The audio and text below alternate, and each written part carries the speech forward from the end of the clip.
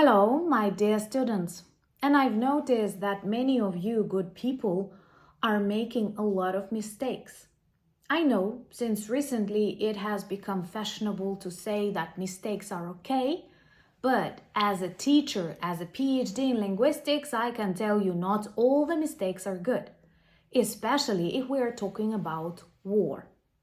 And I see that very many good people who care about the future of Ukraine, the future of the world, do not know the difference between these super popular terms: a peace deal, a truce, and a ceasefire.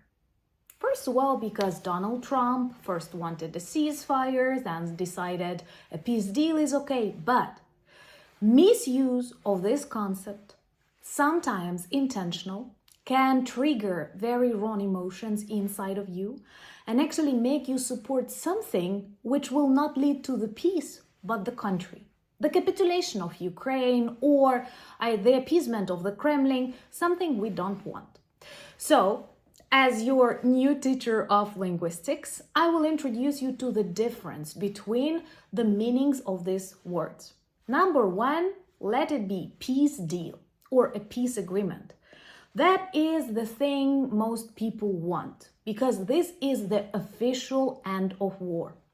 It is permanent. It is the result of a serious settlement when all conflicts are resolved, or what I personally prefer, the defeat and demilitarization of Russia. A peace agreement, peace treaty, peace deal is signed at the very end of the war, like, for example, the Treaty of Versailles in 1919.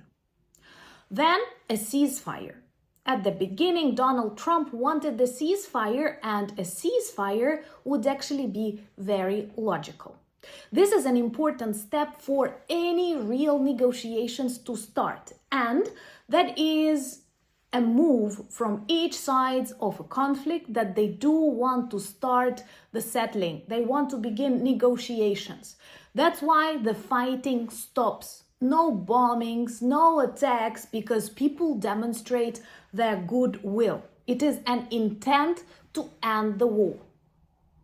I don't see anything similar coming from the Kremlin, taking into account that since the start of these discussions of the potential agreement, the number of Russian attacks on Ukraine grew tremendously. It actually doubled since Donald Trump is in the office.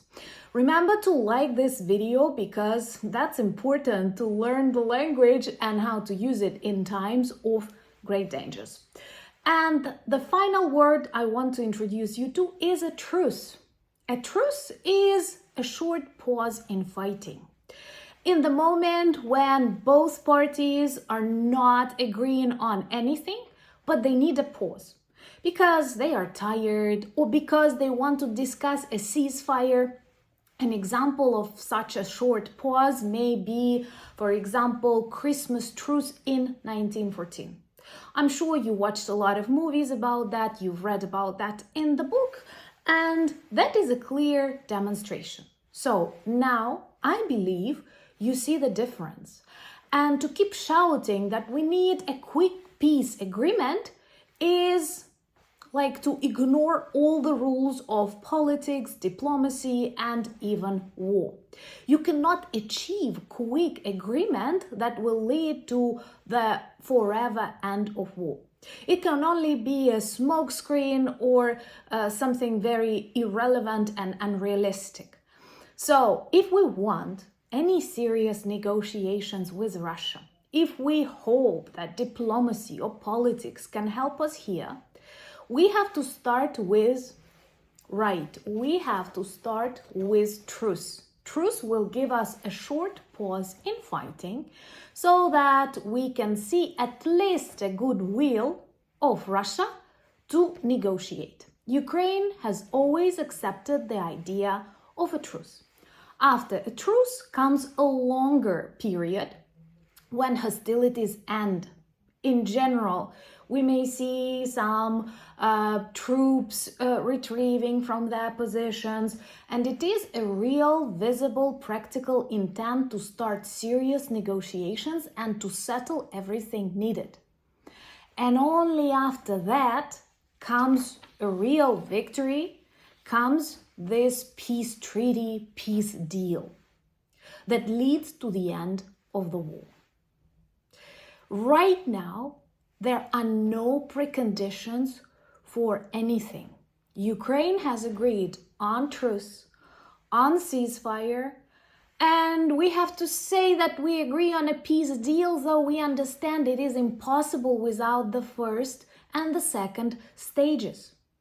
So you good people who keep saying we need a peace deal or Ukrainians are warmongers, they don't want it to end, they manipulate your emotions when they want to tell you that a war that took thousands of lives, that destroyed a lot of Ukrainian territories, that seriously destroyed Russian territories, that actually led to the collapse of the Russian economy and that oil refining industry can be settled in a day or two for Donald Trump to get a Nobel Peace Prize. So, my dear students, if you care about Ukraine, the international law, and you simply don't want to look stupid, please use these terms correspondently. Do your homework in comments below. Let me know what are the other phrases and words you'd like to discuss here.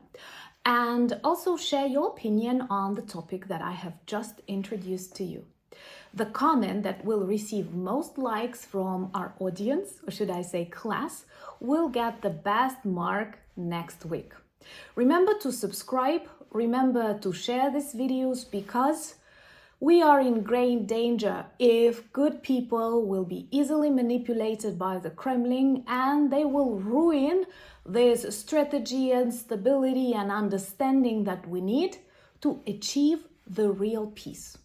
But to tell you the truth, from my ordinary Ukrainian perspective, you know, the only working peace plan is to defeat and demilitarize Russia. Follow me on all the social media, all the links that you need in the description, and thank you for becoming sponsors, patrons, and buying coffee to your favorite language teacher.